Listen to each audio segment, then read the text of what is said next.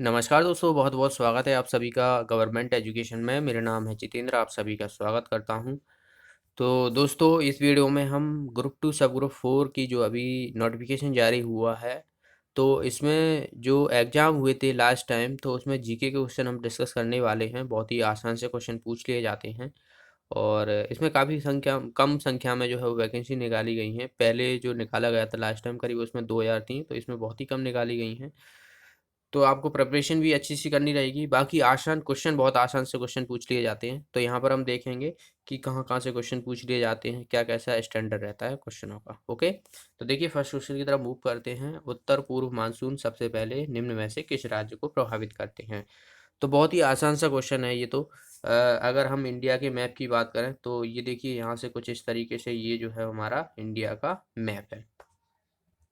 देखिए यहाँ पर कुछ ऑप्शन तो पहले से ही चले जाएंगे। ये पूरब है, ये पश्चिम है, ये उत्तर है और ये दक्षिण है। तो इस तरफ की बात की गई है, इससे जो मानसून आते हैं तो सबसे पहले कहाँ पर आएंगे?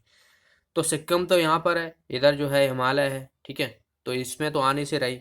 गुजरात यहाँ पर है, तो ये भी गया हमारा। देखिए दो ऑप्शन तो हमारे पहले से ही कट गए, कर्नाटक और तमिलनाडु। अगर आपको इंडिया का मैप अच्छे से पता है तो बहुत ही आसान तरीके से देखिए, तमिलनाडु जो है यहाँ पर है, ठीक है, और कर्नाटक जो है वो इस साइड है। तो सबसे पहले जो आने वाले हैं वो तमिलनाडु में आएंगे। तो इसका आंसर क्या हो जाएगा? A option. ऊपर जो है वो आंध्र प्रदेश है, तो अगर ऊपर आंध्र प्रदेश होता तो वो भी आंसर होता हमारा। चलिए अगला क्वेश्चन देखते हैं। यहाँ पर भारत में भूदान आंदोलन जो है वो किसके द्वारा शुरू किया गया था? तो बहुत आसान है, विनोबा भावे के द्वारा ये शुरू किया गया था 1951 में। ओके, तो विनोबा भावे के थ्रू ये शुरू किया गया था। और इतना आपको याद रखना है, अगर आपसे पूछ लिया जाए कि ये कहाँ पर, किस राज्य में जो है वो सबसे पहले शुरू किया गया था, तो तेलंगाना में याद रखना है आपको, ठीक है। तेलंगाना याद रखना है। तेलंगाना क्षेत्र में जो एक गांव था पंचोमबली, वहां पर जो है वो इन्हें दान में मिली थी और वहीं से जो है इन्होंने भूदान आंदोलन की शुरुआत की थी। चलिए अगला क्वेश्चन देखते हैं। यहाँ पर हरित क्रांति के भारत की ये जनक के पूछे गए हैं कि भारत में जो है वो हरित क्रांति किसके द्वारा लाई गई थी, उनको जनक माना जाता है। तो एम एस स्वामीनाथन है, इनका आंसर हो जाएगा ए ऑप्शन। नेक्स्ट क्वेश्चन है, ताजमहल आगरा में जो है स्थित है और ये किस नदी के किनारे स्थित है? ये पूछा गया है। सफ़ेद संगमरमर का एक मकबरा है। तो बहुत ही ये भी आसान है, ये यमुना नदी के किनारे है। जैसे कि ये ताजमहल है तो यहाँ के उसके पीछे से ही जस्ट जो है वो यमुना नदी निकली है, बिल्कुल बगल से ही। तो आप कभी ताजमहल गए होंगे तो आपको पता होगा। नेक्स्ट है, यहाँ पर भारत का सबसे कम आबादी वाला राज्य पूछा गया है। तो सिक्किम जो है वो सबसे कम आबादी है वहाँ पर, तो इसका आंसर हो जाएगा बी ऑप्शन। सबसे ज़्यादा जनसंख्या पॉपुलेशन कहाँ पर है, कौन से राज्य में है? तो इसका आंसर आपको कमेंट बॉक्स में बताना है। तो बताइए इसका आंसर। देखिए भोपाल गैस ट्रेजेडी से पूछा गया है, तो 2-3 दिसंबर को हुई थी ये 1984 में। मिथाइल आइसोसाइनाइड गैस का रिसाव हुआ था और यूनियन कार्बाइड जो है वो फैक्ट्री थी, ठीक है। और उस समय जो मध्य प्रदेश के सीएम थे अर्जुन सिंह थे। तो ये सभी आपको याद रखना है। और इस सबसे जो है वो ऑपरेशन फेस चलाया गया था। ऑपरेशन फेस चलाया गया था ये गैस के रिसाव को रोकने के लिए। अगला क्वेश्चन है, यहाँ पर लोकसभा में सबसे लंबे समय तक जो है वो कौन जो है वो सेवारत महिला सदस्य रही? तो ये है सुमित्रा महाजन, इनका आंसर हो जाएगा बी ऑप्शन।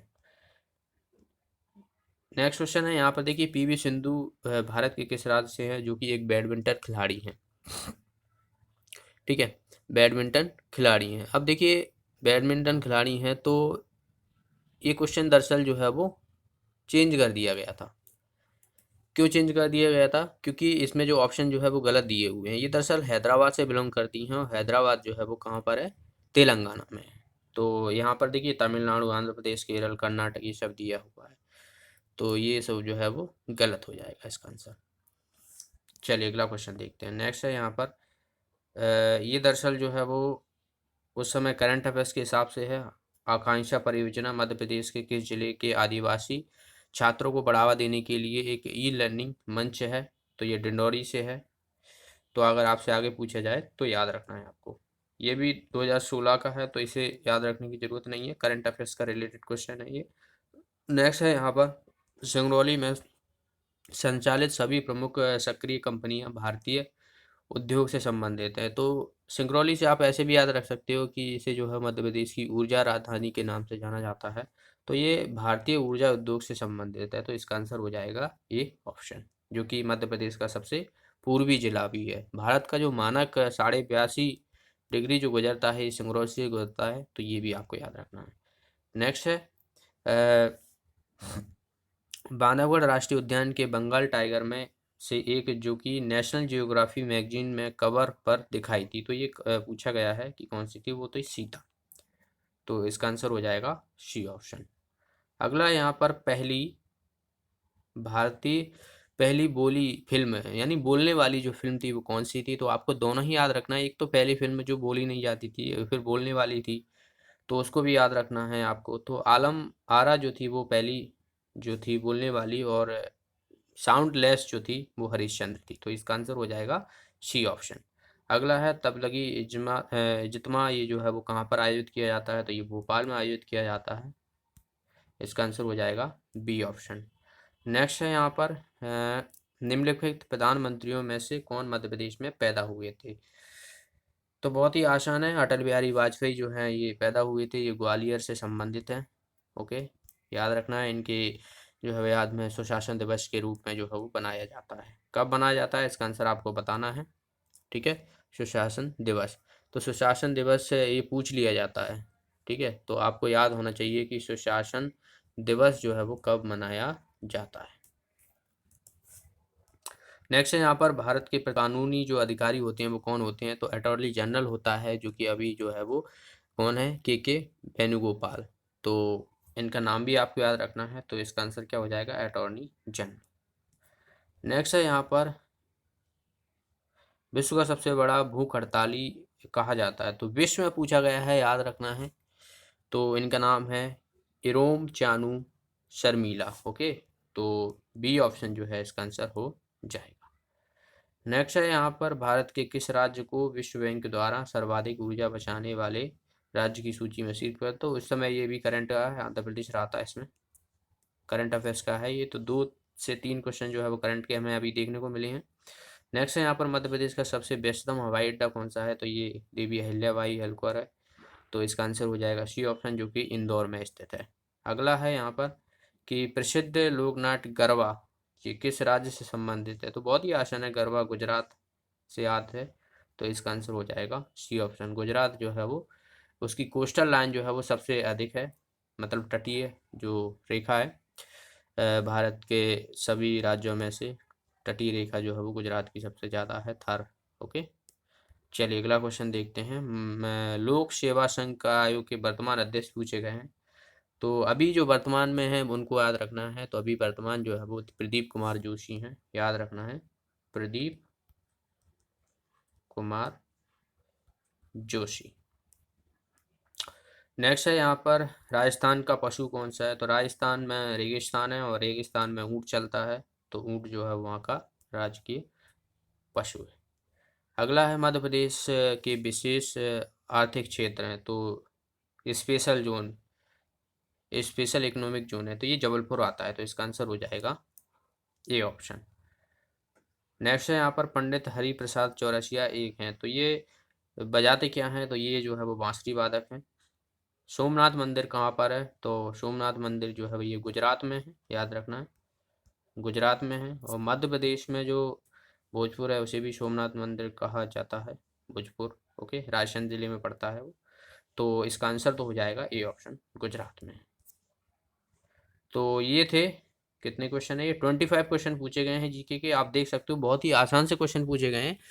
आप मान के चल सकते हो कि इन 25 क्वेश्चन में जो है वो 3 से 4 क्वेश्चन तो करंट अफेयर्स के हैं।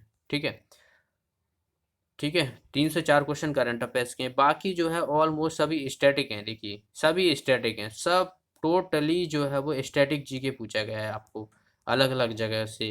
कॉन्स्टिट्यूशन से जो है वो एक क्वेश्चन पूछा गया है, संविधान से बात की जाए तो। ठीक है, मंत्रियों से पूछा गया है। यहाँ पर देखिए कोई जो खेल हैं, खेल से एक क्वेश्चन पूछा गया है, स्पोर्ट्स से। बाकी ऑलमोस्ट सभी जो है वो स्टडी जी के है। तो बहुत आसानी से आप इसमें जो है वो 25 में से ज़्यादा जो है वो 22-23 नंबर तो आ ला ही सकते हो।